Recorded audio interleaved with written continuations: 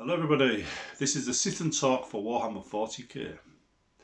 Now, as you know, for the last year I've had a terrible year. I mean, when me and my wife split, I was homeless, didn't have any money, couldn't really invest in 40k at all, didn't have a roof over my head for a quarter of a year. But now things are relaxing, the COVID rules are relaxing, things are getting back to normal, people are starting to go back to work. And as a consequence of that, I can start planning 40k again. I could even go out and buy something this week if I wanted to.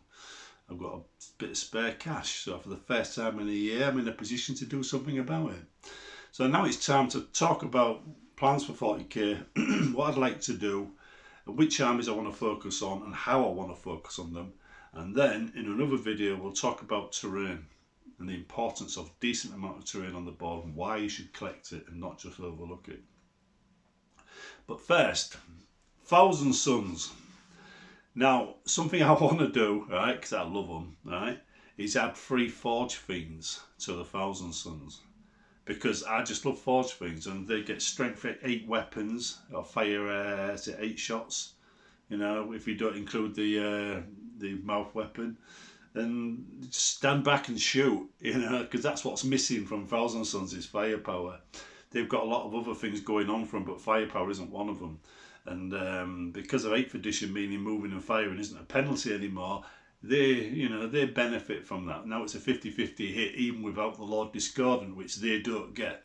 So yeah. Free fortunes for Thousand Suns. But I also want to get more Rubic Marines, because it's very, very important that you get enough troops for the army you're fielding. I know some people say get 2 troops here just to satisfy this requirement and then go all personalities and characters and super weapons. Don't do that. Don't. If you want to future-proof yourself, right, try and aim for 6 troop types of your favourite type for that army. And you'll always future-proof yourself. Rules can change from game to game. Your army will always be decent in every single version if you get the troops in. It's as simple as that. It really is as simple as that. Anyhow, the Rubics, I need a few more squads. I want to get 6 squads of 10 fielded if I want to field them. That's what I'm aiming for, because Rubics are really good troops. To give an example, right, assault troops will come up to them and it's just ping, ping, ping, ping, ping. It's all they can do, because all this dust rule gives you basically a 2+ save against them. And then along comes a chaplain and it's smash, smash, smash, and he just lays waste to them all. So if you are a Rubic Marine squad, if you do got Rubic Marines and you're facing a chaplain, kill the chaplain. Smite that mother to death. Trust me, he'll just eat you alive. Anyway, yeah. Admech. Now, Admech are kind of like... I didn't have the money for the Psychic Awakening book when it came out, because everything went south for me, the whole breakdown of the marriage. I was about to buy it that week when that happened. After that, I had to hang on to my money because I had no money coming in until I got things back in order. It took me a lot longer to get my documents sorted than expected, so I needed that money to survive. So I don't have the rules for the new units, but I soon will have. I'm going to get the new codex when it comes out. Now, just to explain the problem with my army, I'll explain it all, right? The way people see Admech, the way I run Admech, and how the holes in it affects the game. Best way of describing it is to look at the Admech groups on 40k. I mean, on the Facebook site, right? Because they had this thing about people said, "What's the best troop types?" Rangers, Rangers, Rangers, Rangers, Rangers, Rangers. What else do we have? Robots, robots, robots, robots. You notice a pattern here? It's all shooty, long range shooty. They don't want to get in close, right? So what happens when somebody does get in close, like they usually do? Admech go from a top tier unit all the way down to a bottom tier unit because people aren't playing them right. So I said to them, I said, look, Vanguard are your main troop types, not Rangers. Rangers are basically a support troop type. You stick them at the back to support yourself with a bit of long range firepower and sniping abilities. That's what they're good at. Vanguard, short range firepower, yes, but they fire enough shots to even cause a wound on a knight if they all shoot at it. So yeah, and then you can give them plasma as well, and you get the -1 toughness when someone charges you, which is what you want. You want any advantage you can get in that situation. You know, people started to think in those terms, understand it. Now they're giving out a more balanced advice. And the Iron Striders and Ballast and Dragoons, people, oh no, the crap. So I said, actually, they're really mobile, right? People can't hide from them.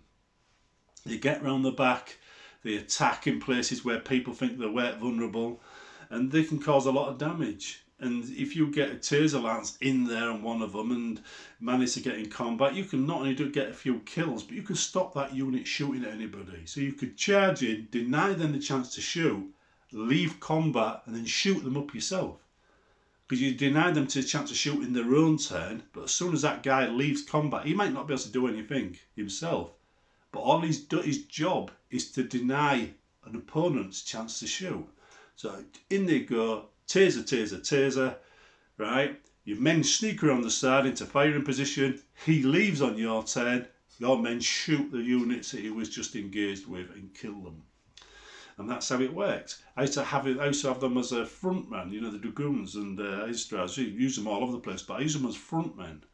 And the taser ones were always the ones I got into combat first. And I used to use them for frontmen for warglaives, which are brilliant, you know, with Admech. But there was a gap between the shooty rangers and stuff like that, and Vanguard and robots and dune crawlers, and that guy there. He was out there alone, basically. You know, he had no support. He did a good job in the unsupported role of spearhead, but he needed something else. And these new units that come out fill some of them holes. They allow you to have assault troops of your own and get in there and do things up close and personal. And I'm looking forward to just seeing which ones work best. Because let's face it, right, says priests, you know, having to walk all the way, what they're like. Anything that walks that's an assault troop is a dead assault troop. You pay a lot of money for someone that's going to die. Right, so it needs to be fast. So priests, you might use them in defence, but that's the only way you're really going to get them in there, unless you're going to stick them in a vehicle and pray the vehicle doesn't get shot to hell. So yeah, that assault gap, the bit in the middle, is what I need to fill. So when I get the rule book, I'll be looking into that and finding out which are the best units. In the meantime, you've got any good ideas in that department, stick it below. Remember, it's assault for Admech that needs to be focused on in my army. Chaos Space Marines. Now, remember when I said to you I was going to bet 3 Forge Fiends in the Thousand Sons? I also want to do the same on the Chaos side, but I don't recommend you build 2 armies identical so they play the same way, because you're just going to be playing the same style game, and the whole point of building a second army is so you get a different style of gameplay. If you're going to build Elder and say Space Marines to play the same way, don't build Elder. Simple as that, don't do it, right? If you're going to build Space Marines, build Elder as fast attack, because Space Marines are never going to be the same speed as Elder. You're going to get 2 vastly different game styles out of it, and you'll be able to switch according to your mood. That's the whole point. Now with Chaos, things are very up there and very generic. You know, Chaos Space Marines, they do a bit of everything, and man do. I've got enough troops so they do a bit of everything. So what I do is I mix and match. Sometimes I'll field my Hellbrutes, which are a favourite of mine with Chaos, you know, Chaos Space Marines. And if I do, I usually take my Forge Fiend, and sometimes I won't. The Lord Discordant has mixed things up now because they give bonuses to the Forge Fiends. However, I'm not expecting those bonuses to survive 9th edition Codex rules. I'm expecting, you know, the Lord Discordant to go its own way and be less attached to Demon Forge engines, you know, than they are now. Because right now, if you kill the Lord Discordant, all your Demon Forge engines become useless again. So I'm not expecting the existing rules to survive in their current form.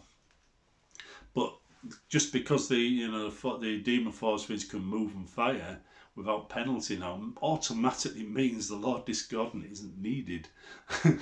You know, that +1 I used to give them is pointless now. You know, they're better right now. Where we've got the glory days of the Forge Fiends until the rules are updated, because they're not only going to get no penalty for moving and shooting, they're going to get +1 from Lord Discordant as well. But that isn't. I'm not expecting that situation to last. I'm expecting that will be squashed. But yeah, don't build the same army twice. My Chaos army is pretty much the way I want it to be. You know, I'd like to add a few things here and there, but it's pretty much what I wanted it to be. And when I'm talking armies now, if we were fielding 2,000 points before, we were always leaving something at home we wanted to take. So I do 2,500 points now games, and I pretty much get to take an army that I'd want to take for the battle, and then 500 points more.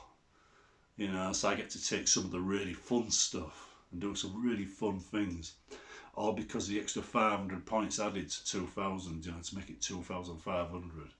So if you play 2,000 point games, knock it up to 2,500 and then use that last 500 points to take all the really good stuff you really wanted to take. And just see what kind of difference it makes. But here's a tip for you: don't field anything your regular opponent can't destroy, because he'll stop playing you, right? I've had a knight now for a couple of years, and I've only fielded it once. I've got Chaos Fate Weaver. I've never fielded Chaos Fate Weaver. The Land Raider only been fielded about 6 times, because in the past, my friend's army, the one I regularly play against, he couldn't take it out, not easily. He can now. He can now. He has a habit though of exploiting every single kind of like what's the word for it, cheesy unit in his army. For instance, when his Thunderfire or Thunderstrike cannon was vastly overpowered for the points it got, he fielded in every single game. I mean, we're talking every single game. It was wiping out 200 points of troops every single turn, easily making its points back. Probably making it point about 5 or 6 times over in a game. Right? And he took it every single game because he knew that's what would do it. Me, on the other hand, right, I left that kind of unit at home in every single game except for 1 or 2.